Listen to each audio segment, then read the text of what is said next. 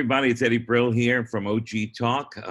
It's so good to be back doing some stuff. We're filming in the restaurant doing OG Talk because we're behind closed doors because all the doors are locked. We've changed it to OG Chat behind closed doors with my friend and brother, Vlad Grinberg. How are you, Vlad? Hey guys, how are you? How are you? And today we're lucky for me to meet. I don't think Vlad met you in person. He's talked to you. It's our first time chatting. The great Paul Conroy. We got that out of the way because he had a middle name in there, and want to know if we wanted to use only two. I think maybe you should build it up to where you just like share, like you have one name. I think like just call you Conroy. Hey, there's Conroy. A lot of my friends call me Conroy, so I like that. It's a great recommendation. Yeah, I like it too. My name is Eddie Brill, but my whole life they've only called me by both names at once. It's Eddie Brill. Never called Eddie, Brill, that kind of a thing. And Vlad is Vlad. Vlad is Vlad. Funny story about my name. When I came to States, I studied English, and somebody called me Walter. So for almost a year, I was Walter. So I felt like it's my second identity. Walter. I remember when I went back to Brooklyn. I was born in Brooklyn and moved to Florida. When I came back, I was able to go in the 7th grade, go around with the different classes that all my friends were in, and they wrote a note, Eddie Brill, and the R and the I looked like a U. So everybody said, "Is there an Eddie Bull in here? Eddie Bull?" So ever since then, this is 50 years ago, and there's the Eddie Bull, Eddie Bull. But anyway, we got Conroy here, and you're out in Los Angeles, and what's it like out there? New York and Los Angeles right now are the cities under siege. What do you got? What's going on over there? So I am actually, where I live is about 2 hours south of Los Angeles. I'm in Vista, California. Oh, yeah. So we're about 15 minutes east of the beach.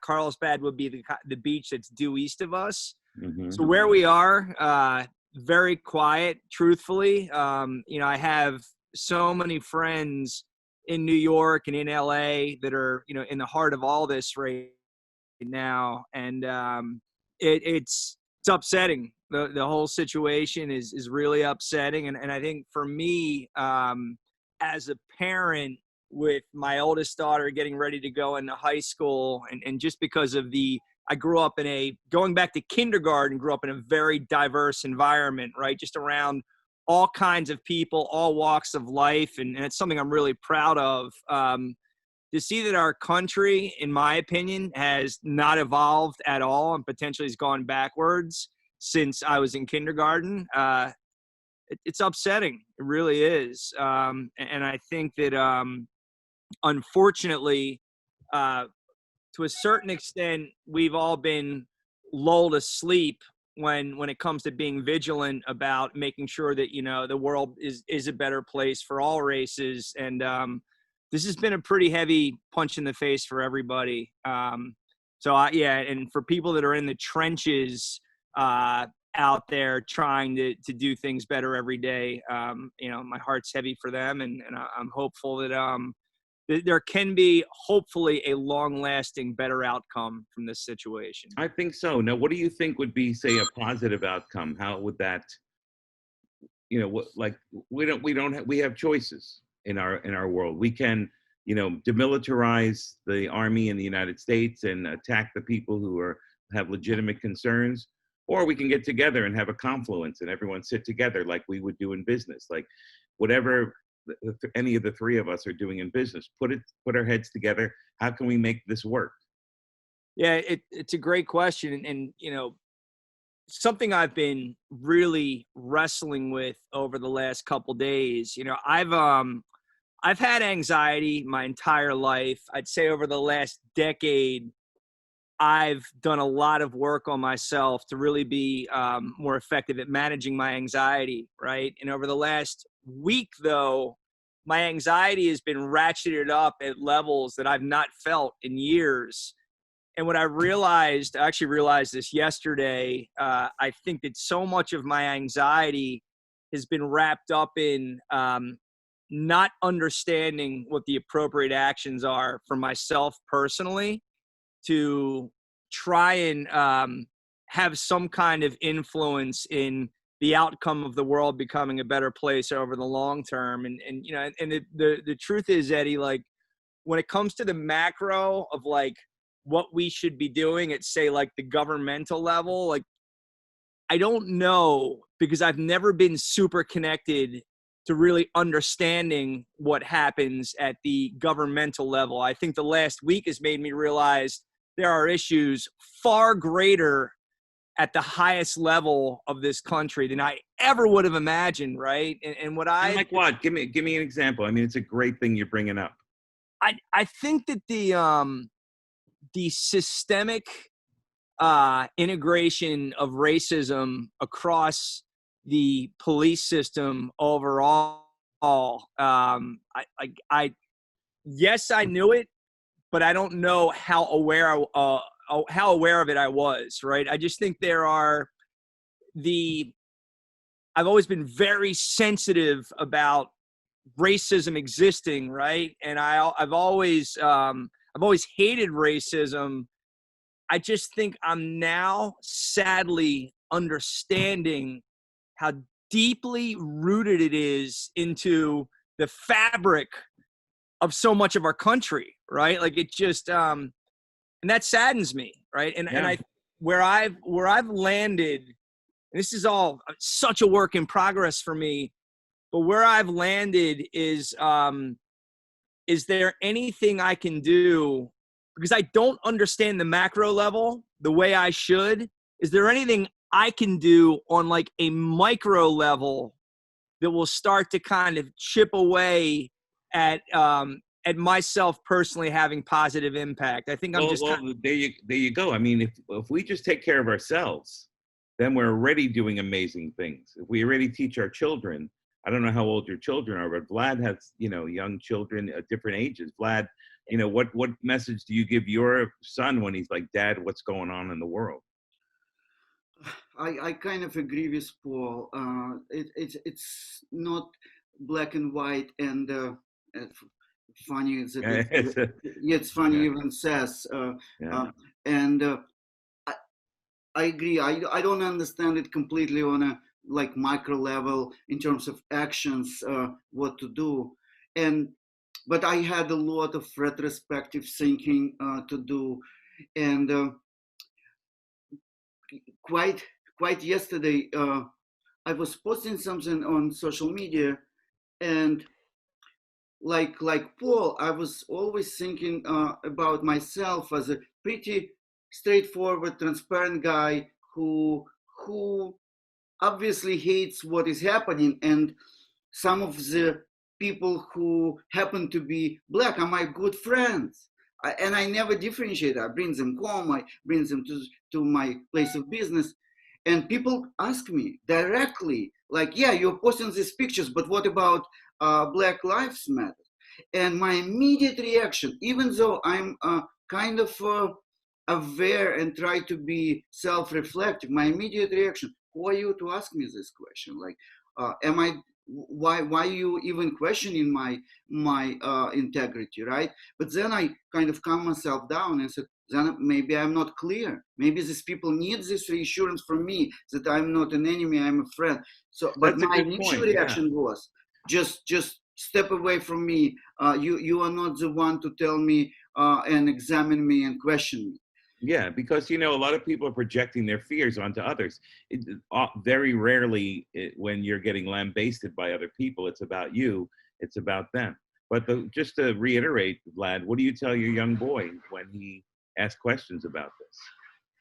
I try to bring it, and it always helps me on a rudimental level. That's how I think. Like, I can't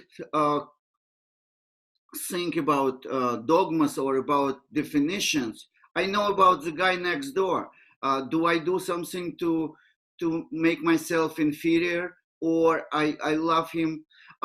Would I fight for the guy who is laying on the floor, being need, as if it's my own son? I can't even imagine my father being there. Like, there is so much and we as the immigrants obviously went through oppressions and being Jews and stuff. I don't even want to get there. So we all need to remember this feeling because like Paul said, it's so engraved in our texture. I wouldn't even say our country. Look, France, everywhere. So it's so engraved in our insecurities to kind of transfer it to other people and maybe even put them down, that we have to almost like make our conscious effort to control ourselves and not to do this. Yeah, it's great. And Paul, I know you were talking about anxiety earlier, and I, I know a little bit about the fact that you're into meditation and how much has that changed and helped you in this crazy time? It's been super helpful to me. And I'll tell you something else I've been doing for about 3 or 4 years now that I've found is an even more powerful tool over the last few days is journaling. So, I meditate twice a day, do it in the morning, do it in the afternoon. It's been profoundly helpful. However, yesterday morning when I woke up and I was really filled with anxiety, I just started to write in my journal, and it was very like stream of conscious, just kind of pouring my thoughts out. Then I took those notes and kind of started to organize them into my computer as well too, and really like trying to create what I would say are the building blocks of some semblance of like an action plan for where I can potentially positively contribute to helping the Black community, even if only one person in the near term, right? And I still don't fully know what that looks like, but what I will say, the process of like writing out what I was just kind of feeling on the inside, and then just starting to even think about some kind of personal action plan on how I could contribute, the level of it mitigated my anxiety at such a high level so quickly. It was like a kind of a profound, like purging of emotions for me. And again, I've journaled every day for probably 3 years now, but like there was something about the process yesterday that was really extremely helpful. Yeah. And as a person who has a background in mental health, I just want to comment that anxiety has a very unique feature. You can be anxious about the past, and you can be anxious about the present. You only can be anxious about future. So our anticipation, our catastrophic expectations, and our models are always creating anxiety. But once you ground yourself on present, then you kind of move into action phase, not anxiety. Yeah, that's huge. That's really huge. That's amazing. But Paul, just to back it up just a little bit, tell everyone what you do. Your IRL company, Impact Real Life. Most people say but in real life, but impact. That's and right. I think that probably will all relate to what we're talking about here. Absolutely. And I'll even like kind of back up and tell a little bit about myself, because Vlad and I have several kind of overlapping relationships that has brought us together. I spent many years in the music industry, co-owned a record label, management company, produced tours.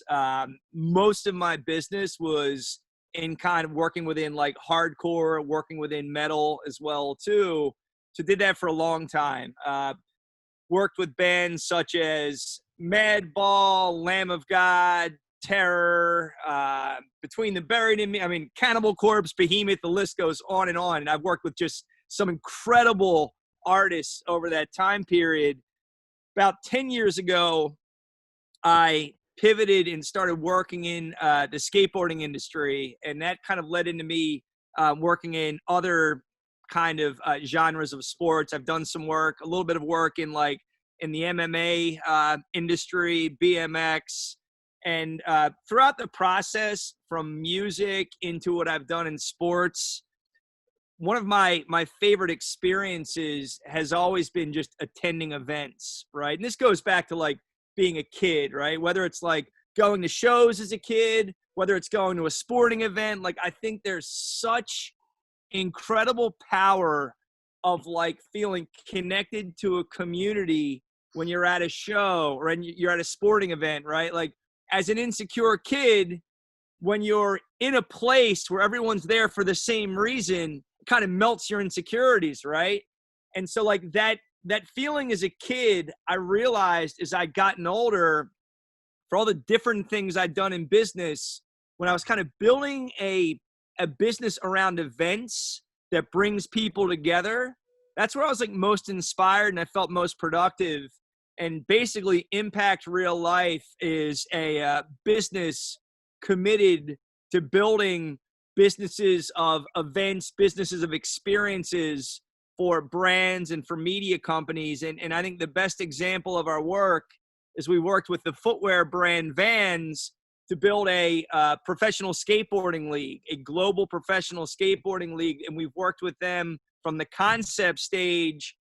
And this skateboarding league is all over the world, but beyond even like organizing and creating a competitive platform for the best pro skateboarders in the world, we've built legacy parks in Salt Lake City, in Montreal, in Malmo, Sweden, in Paris, France, Sao Paulo, Brazil, where like we'll hold an event and Vans will partner with the city and build these massive world-class skate parks, and then we leave them there for the city. So you go, in Salt Lake City, as an example, the neighborhood that we dropped the skate park in was definitely not an affluent neighborhood, right? Like this was this incredible thing that we created for this community. And I'll never forget, we had like a ribbon cutting ceremony and Tony Hawk came out and attended the ceremony for us. And we're walking up to the ribbon cutting, and there were probably 500 kids there, somewhere between the age of, say, 10 and 25, whose minds were blown that we had basically given them one of the best skate parks in the world, right? And that skate park's free. These kids can skate there whenever they want. And, like, so beyond the experience of an event and what that does to people, when we can actually do things that we can leave behind for the community that can be there forever, that's one of the greatest things I can do with my business. Which is the opposite of what the Olympics do. The Olympics go in there, they take all the money out of the town, they take everything there, they build these massive stadiums, and then you can't use them again. And interesting that Paul, correct me, because I read something about it, but I don't know enough. Those parks are very different from regular skate parks. They're like urban style parks, right? That kind of match environment of the city, right? So there are street plazas, which are kind of the skate parks that you're talking about. And oddly enough, there are two genres of skateboarding heading into the Olympics. There's street skateboarding and there's park skateboarding. I also helped develop the street skateboarding platform that kind of influenced street skateboarding's participation in the Olympics. Park, which is what Vans Park Series is. So street is more stairs, ledges, rails, right? Where park is more kind of slaloms, bumps, different features that create more kind of speed and elevation with the tricks. So so the parks we've created are parks. However, I've been a part of building street featured skate parks that have been left behind for communities as well too. So, and the funny thing about all of this, so yes, I've been a part of building leading skateboarding leagues that have directly influenced the Olympics. I've actually never been on a skateboard in my entire life. That's great. Please brag a little. Who did you work with? Like, who did you start working with? In skateboarding or music or skateboarding? So Rob Dyrdek, Rob had shows on MTV, Fantasy Factory, Robin Big, Ridiculousness. Chris Cole was a skateboarder I worked with. There were many years where Chris was, the top skateboarder in the world. Mike V as well is somebody I worked with in skateboarding. Tom Asta, Jamie Thomas. I mean, I've had the good fortune of working with some of the best skateboarders and most influential skate brands in the history of skateboarding. And then when I worked in MMA for about a year and a half, I looked after business and brand deals for Rampage Jackson and Mike Bisping as well too. So I mean, I have had a crazy unorthodox career journey. Like, you know, not only like music and skateboarding, I've helped develop a hair care brand with like Haley Williams, the singer of How Ferret hilarious. How ironic. Yeah, right, exactly. Like, haven't been on a skateboard, don't have hair, right? I do what I don't know, right? That's right. I guess that's my specialty. Yeah, by the way, like I've never played any instruments either. It's funny. I've never really thought about that. I've helped develop a craft beer brand. Like I do, at the core of it all, I love kind of the initial stages of just building a business, right? Seeing it, like hearing somebody have an idea, whether that somebody is Vans, whether that somebody is Haley Williams, like someone's like, I have this idea and I'm really excited about this idea. And then I work with them to help them kind of put the pieces together of that business and see it come to life. Like I love that process. Right, and it's entertainment. You know, it's all entertainment. It could be music, it could be skateboarding. It's a wide variety of stuff that all goes under entertainment. And there's a bit of psychology that goes in with entertainment. And I've seen you have chats with people about how to become a better salesperson, a better person. How did that start? And what are you doing now with that? Yeah. Great question. It started, I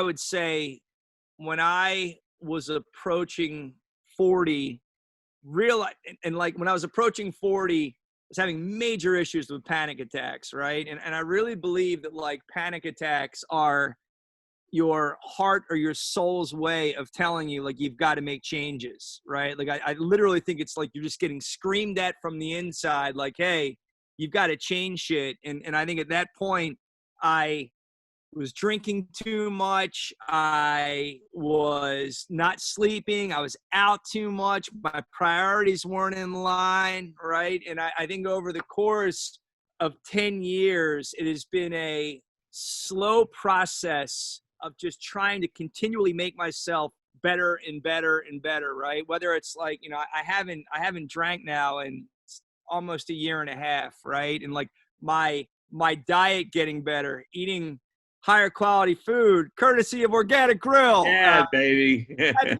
in. But just eating better food, you know, better commitment to sleep, making sure like my family is always prioritized first and foremost. You know, and by making that commitment to myself, I've started to see legitimate changes in myself, like just noticeable changes. And I figure if, you know, I put that energy out there into the universe and it has some kind of impact on even like one or two people, like great, like that's awesome. I'm not looking to like become some kind of massive like guru or anything. I've felt a change in myself. And for people that potentially feel they need to change and don't know where to start, then again, if my words can be helpful in any way, awesome. Well, the same thing with what Vlad does, just to finish up Vlad, and Vlad does the same thing. You have to find a way to influence people by being true to who you are. And, you know, Vlad in the mental health world, and then his place, you know, the Organic Grill is a place that everyone comes to. It's almost like a home base where we all touch in and we go like a bus pulling into the station, like, kind of a thing. So, yes. You know, the whole thing is the last part of it before Vlad had the question was I watched you give other people advice. Where do you pull that from? Because it's, you know, just I'm making it too long of a statement here, but at the beginning of the conversation, we talked about what can we do to be better people or to help the rest of the world to be better people. Now, how do you help other people is the main thing. You know, I think I help other people by simply sharing personal experience, right? Just providing context on what I've gone through. I think there's risk in when people are heavy-handed and telling you what they think you need to do. I don't really prescribe to that. I'm more a believer of like, hey, let me just share everything I've gone through. And if some of that is relevant to you and helpful to you, then amazing. And I think for me, by the way, without question, the legacy in business that I'm most proud of is there are a half dozen people in my life that started off as interns and assistants that have now become far more successful than I am in business. And like, I love that. Like, there's nothing that makes me happier than seeing a guy that was my assistant, like, killing it out there right now. So like, I know inherently that I'm, for some reason, I'm able to kind of influence people at that level, but I think I do it more from saying like, hey, here's what I know based upon my experiences. See if that's helpful to you. That's great. And Vlad, you were going to ask. It's more like a comment rather than a question. I think what you do is pretty remarkable in terms of in our age to show people that you can start things. You don't have to be afraid, not only to start a business, but to start to work on yourself, right? And starting a journal, starting yoga, talking about nutrition and wellness. I know you're doing jiu-jitsu, and there is so much work for us to do. Doesn't matter what age. And another thing I wanted to say, you definitely outdid yourself. You worked in a hair industry, you worked in a beer industry, you worked with music, and you can play. But now you are putting out live events, and this is pandemic times. There is nothing more challenging than what you do. So you just outdid yourself. It's funny, with the pandemic, I realized, like, so that definitely created a different kind of anxiety for me when it first happened, because, you know, Vlad, to your point, my entire business is connected to real life experiences, right? Like that we are Impact Real Life. We're not Impact Digital Life. And rather than get beaten down and throw in the towel, and I see a lot of people that work in events that are just like, hey, we're just going to sit this out. I've gotten my approach has been like, you know what? I do enjoy problem solving. This may just be the biggest problem in business I've ever had to solve, and just kind of chipping away at that and kind of figuring out what we can do to stay true to Impact Real Life while we're battling our way through this pandemic, right? And so just putting that lens on, like, okay, this is just a problem I've got to solve, and I'm not going to solve it today, but like, let's just get up and be as productive as humanly possible every day at trying to solve the problem. And to your point, Vlad, being present, not worrying about like, what's this going to look like 6 months down the road? Like, what can I do today? It's felt better, and we're making progress. So were you always like this, or it just happened to develop over the years? Lots of development, man. I had like a real unhealthy ego when I was in the music business. I had a real like chip on my shoulder, right? Like and it was all, when all was said and done, it was just rooted in insecurity, right? And I think, as you know, when I got in the music business, I grew up right outside of Northeast Philadelphia, like knew nobody in the music business, kind of like backed my way into it. And for so many years, I kind of felt like an outsider in the music business. And, you know, fortunately, there were some that supported me, but there were many that were like, who is this guy? And as I started to progress and advance in the music industry, my mentality turned from being insecure to like having an ego and having an edge and being really aggressive with people. And I realized 10 years ago, like, it's not who I want to be. Like, there's not good energy that comes from me when I'm overly aggressive or I'm condescending. So like, I've really spent a lot of time just unraveling that ego and being okay to be vulnerable, man. That's the strength. It is. It really, there's so much power in being vulnerable and saying I don't know, right? It's okay. That's the basis for comedy. Comedy, the foundation for comedy is the truth, and vulnerability is the car you drive around in, the vehicle you drive around in. As that's what Eddie always tells me, I'm sharing with him how uncomfortable I am to be his co-host. If I'm doing a good job with my accent and stuff, he's like, don't worry about it. I'll tell you if you're not doing well. Right. But the key really is Vlad is himself, and he's not trying to be somebody else.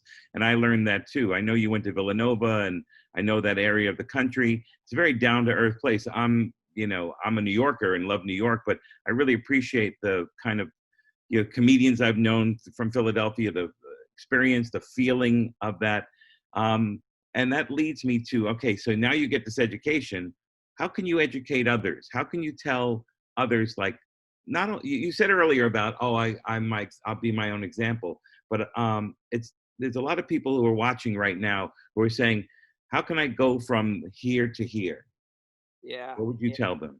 And I will say, I am in retrospect, I'm not a huge believer in college. I backed my way into a degree in mathematics, right? And went right into I started off in engineering just because I had a couple of people in my family. We're a very working class family. And when I saw a couple of my cousins become engineers, they were making a lot of money and people were so proud of them. I'm like, oh, I want to be an engineer, not having any idea what even that meant. And I got into Villanova and I failed out of engineering in 2.5 years. And the only major I could transfer into and graduate in 5 years was either mathematics or science. But it's all the same thing, don't you think? Math is very, in engineering, mathematics is everything. And in comedy and in music and in performance, math is the major, skill to be able to do that.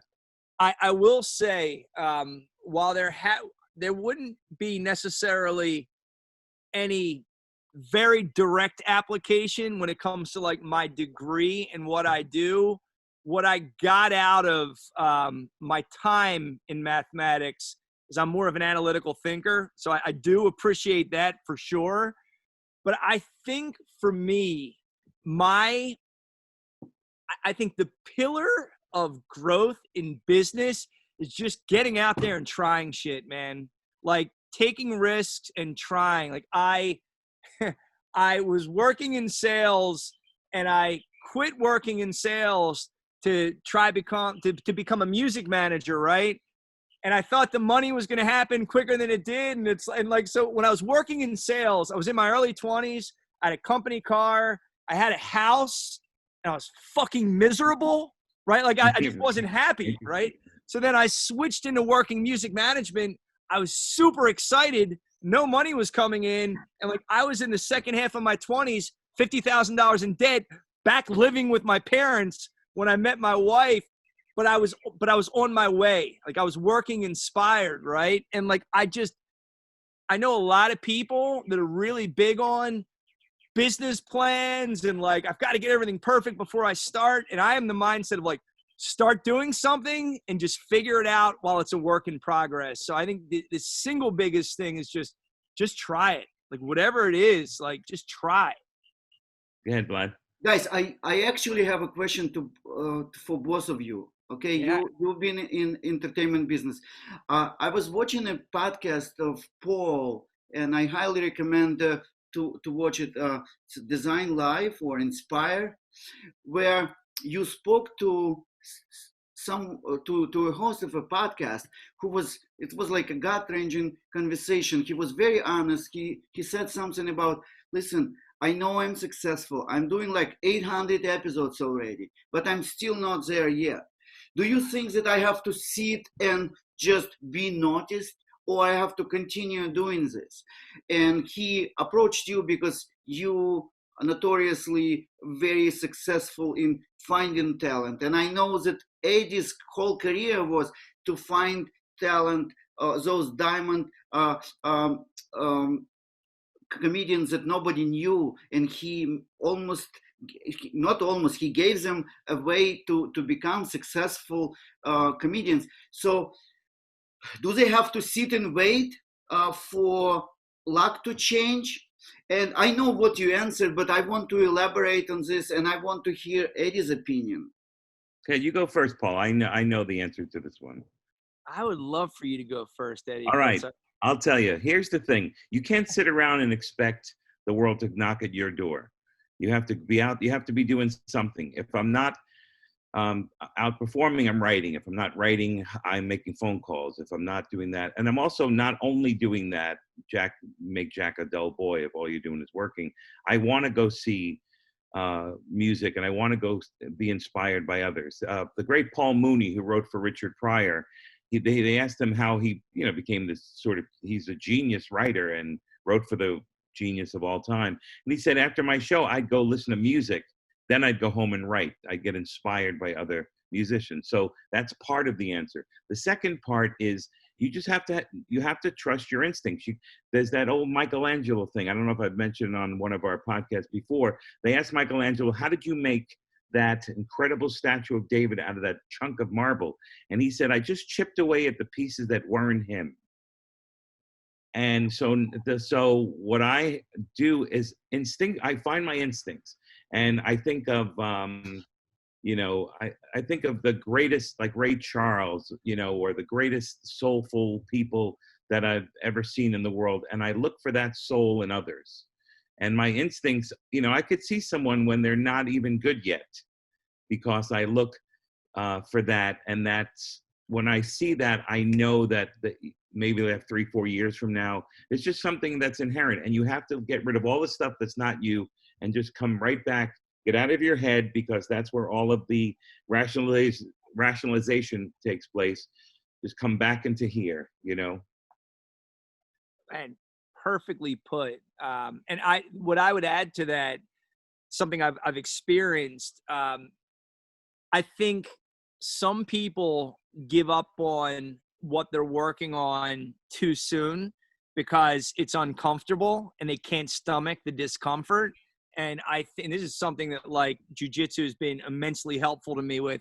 I think getting comfortable with being extremely uncomfortable is super important, right? I've told this story before, but, and look, I don't have regrets in life, right? Because it all led to where I'm at. I feel great about where I'm at.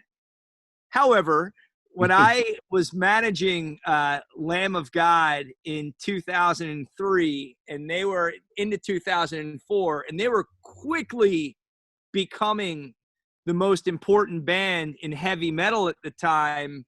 And I was a young manager, and I was overwhelmed, right? And I ended up leaving Lamb of God to partner up with a record label, which was an incredible experience and like an amazing part of my journey. But the reality is, I think I started to like open up my mind for other opportunities because I was intimidated by being overwhelmed by managing Lamb of God. And rather than just kind of living in the discomfort of being in over my head and learning from it, I bailed on it, right? And I think that what people don't realize is, like, often just on the other side of extreme discomfort are breakthroughs, right? So just hanging in there is another just kind of like life fundamental that I've learned over time that I think is really important.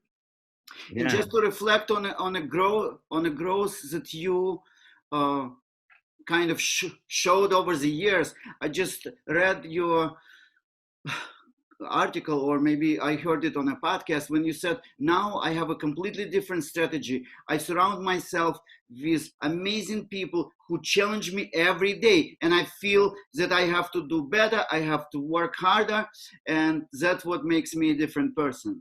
So that's a completely changed in mentality. And I wanted to ask you both are talent managers, at least part of your work. Would you work with diamond, with talent that doesn't have this perseverance, doesn't have this hustling, grind in them? You first, Eddie. I was so caught up in what you would do. For me, to be honest, this is a weird thing to say, but it's true. It's who you know. It's who you know. And every job I've gotten, of course, you have to be good at it when you get to it. But I think that it's back to what Vlad said at the very beginning of his question was, it's you surround yourself with people you trust. Like I'm not going to go in Vlad's kitchen and cook for him. And I'm not going to go to your place and do what you do. I'll do what I do and surround myself with folks like you guys. And then know that the job's going to get done. It's going to get done well, that there's respect in the job, that each person respects each other, and never think a job is too big. In fact, take on the bigger job. Challenge yourself, as you said earlier, to go to the next level, because what fun is just, you might as well be flatlining through life if you're just going to do what's safe. Look at the protesters now. They're out there and they might make a difference this time. They've been protesting for 400 years and no one's ever made a difference. So, you make a little bit of noise, you cause a little bit of uncomfortable, and I don't know what the word was, uncomfortability. And at the same time, surround yourself with people you trust that will let you fall. Like Vlad was saying earlier, he said, at the beginning, Eddie would, I wonder about my accent, all this stuff, but he trusts me enough to know that I'm not going to let him down. And I think that's what you've done, what I've seen that you've done as well. And what I've seen Vlad do in his everyday, day-to-day living. Absolutely. And what I would add to that, which is something I look at a little bit different now. I think years ago, I would potentially overlook concerns that I would have in somebody for a short-term business opportunity, right? Or even like a long-term business opportunity. I would hope that person would become someone that I didn't think he would grow out of whatever that concern was, right? And I think as I've gotten older, I become really diligent when it comes to like, okay, who am I surrounding myself with, right? Like if there are integrity issues and character flaws in people and I detect that early on, I'm going to pass, right? Like I've in the past, I've gotten myself in situations with people that like after they went to shit, like I knew like I should have known better. Like I saw an issue with that person and I turned a blind eye and it bit me in the butt, right? So I am definitely more careful at this point in my life when it comes to who I align with. Yeah. Now you're speaking about compassion, all the words that all come back to compassion with you. And it also has to do with the food. Now you've changed your eating. You've gone to the organic grill, and as for me too, I'm not a thin man or anything because I eat a lot of food, but I eat a lot of really good real food. How can you see the parallels of eating this a better diet, and how has that affected you for other people who never done that? Yeah, man, I have become super in tune with how things I put in my body make me feel, right? And like even, when I quit drinking as an example, at that point, I'd scale back my drinking quite a bit, right? However, I just realized like, I'll have even just a couple of drinks and I'll just feel a little sluggish the next day. And like, that doesn't make me feel good. So, I'm cutting that out. I realized that years ago, probably 5 or 6 years ago, I had like an intolerance with gluten, right? Now, growing up, I had a ton of allergies, right? Seasonal allergies. Like I'd realized that like there were just certain things in the environment that just didn't make me feel good. And I had done a juice cleanse years ago. I remember reading an article about it and they're like, hey, when you do the juice cleanse, just pay attention to what you're putting back into your body, right? And so then I realized, like, okay, I don't feel great when I have a couple slices of pizza, right? But on the flip side, paying attention to things that make me feel good, right? Like clean foods. And not only there's good for, I'm getting to train, like what foods help me better prepare for training and better recover from training. But then there's just, I want to feel connected in a meeting. I just want to have good, sustainable energy. And yeah, my diet, which is still a work in progress, or how I eat. I don't even like saying diet, but how I eat is a work in progress. But I'm becoming more sensitive to, what it is I eat. Right. And, Vlad and I had an exchange about, I'm not vegan, right, at this point. But I continue to like explore and pay attention, and who knows what the future holds, right? And what I have always noticed is that when you start feeling better about yourself, it's like there's a part of us, there's an emotional quotient that says, well, I miss going to the pizza store on the corner and hanging out with my buddies, or I miss going to the barbecue and having the burger or the ribs or that kind of a thing. There's an emotional part of it that you have to leap over to understand that physically and eventually emotionally, this is a much better way to live. Absolutely. There was a quote, what's it? Eat to live instead of live to eat, or something along those lines. Right. And, I pay more attention to that. I will say, and Vlad, this is I'm not trying to plug you yet again. One of the things that I realized the first time I went to Organic Grill was the incredible sense of like community in there. There's just a good feel in there. And while I have tried to, I've disconnected kind of the emotions of just loving slices of pizza or whatever it may be, I do also appreciate when I can have a high quality meal in a place where I also kind of feel a sense of community, not only with my friends that I'm eating with, but like just with everybody else in the place as well too. And that is just one thing, man, with your restaurant. The first meal I had there just immediately felt that way. It's something special. The energy is lifted in a scenario like that. It's great. Yes.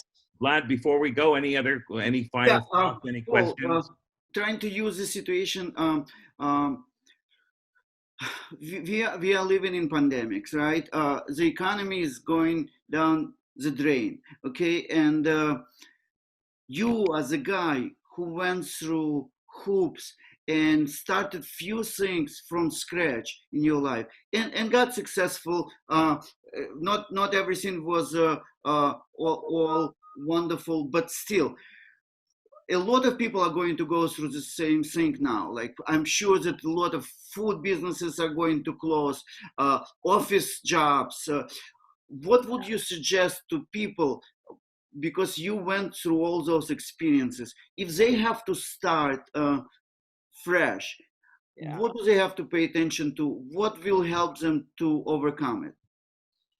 Yeah, and I will go back to something that you had mentioned halfway into our discussion here.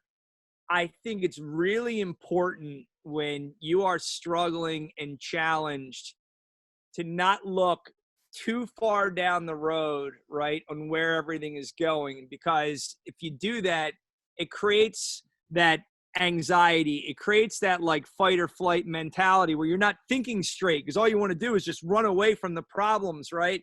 And to me, it's getting very present with what you can do to advance whatever it is you're looking to do with your business. If your business is challenged, it's like, okay, get up in the morning, write down what are the 3 or 4 things I can do today. So when I know I go to sleep at night, I've given my business a better chance for success, right? And this is exactly how I've dealt with the last 3 months.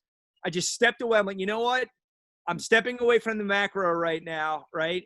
My goal is to stack as many productive days on top of each other until I can get clarity, right? And that's what I've been doing. I've gotten very just micro, day by day. What's important to me today? Write it out. Be accountable to it. When you get up the next morning, look back, say, how'd I do? And where am I going today? And it may be a bit of an oversimplified answer, but like to me, that's really how I've just found an ability to make progress over the last 3 months during these really crazy times. Right. Well, being simple is always the key. They always say, keep it simple, stupid, or keep it simple. I never heard that. Superstar. It's more positive. Keep it simple, superstar, instead of stupid. Right. Yeah, and I never heard that overcomplication ever prevailed. So. Right. That's very true. Exactly. You're very inspirational. We're so happy we had you today. Please tell everyone how they can contact you: Instagram, Twitter, all that. Yeah. So Instagram, Paul Joseph Conroy, one big word username, although I think I should switch it to Conroy. Yeah, I like Conroy. And then it was a cool movie, like Con something. But go ahead, I'm sorry. So Paul Joseph Conroy on Instagram. And then I'm also very active on LinkedIn. I'm not on Twitter. I'm not on Facebook, but find me on LinkedIn. You can just search my name on there as well, too. And yeah, I love this, guys. Vlad, I had danced with the idea of postponing because I was really down earlier on this week, just with everything happening. And I also knew that, like, with my thoughts not organized with how I'm even processing all this, it was uncomfortable, right? And as we've been talking about during this entire conversation, just putting yourself out there, being vulnerable, being okay, being uncomfortable is important. And I have to tell you guys, I've loved this conversation. Like, I really thank you both. Well, let's not stop working together. Let's do some stuff in the world together. The three of us and our other friends. You wait till you meet our producer, Rick, and all the people we have and your people. We should maybe work together and create, great food for events like Vlad always does, your events, comedians for events, actors, sports people, and let's create the incredible new world. And I just want to give you a little bit of a feedback. If you want to know how your clients feel, like after talking to you a couple of times, I felt so comfortable. So I sent you a couple of ideas, like really crazy ideas that me and Eddie and me had, that everybody thought, and he's like, and you said, I'd love to hear about this. And everybody, like 20 people, 30 people I spoke to, they're like, okay, let's move on. Next. Yeah. And you said, I'd love to hear about this. So it's never too late to learn. I've had an incredible life, a beautiful life, a dream come true life that I've had dreams come true that I never dreamt. And I'm still excited about the future, and that's the way I think it seems like everyone in this room seems to be in that school. Guys, thank you very much. Thank you. And for everyone who is listening, please tune in to OG Talk. Please check every information about what Paul does. He has incredible couple of podcasts online that you can find. And subscribe. If you like this episode, please share it with your friends. And Eddie, your turn. Always, we thank our friend Rick Cannon, who's our producer, and Sarah Tate, who's our researcher, who couldn't help us today, but we still had a really great time. Paul Conroy. It just seems like it would be a TV show in the 60s by Quinn Martin. Conroy. Coming up he's going to be your announcer now, right? It's fantastic. For sure. I love it. It was such a pleasure. We could probably talk all day, and let's do it in person sometime soon when we can. I can't wait for that, guys. All right. Be well. Yeah, we'll have an epic dinner. Guys, take care. Thank you very much. Take care, guys. Thank you. See you later. Bye-bye.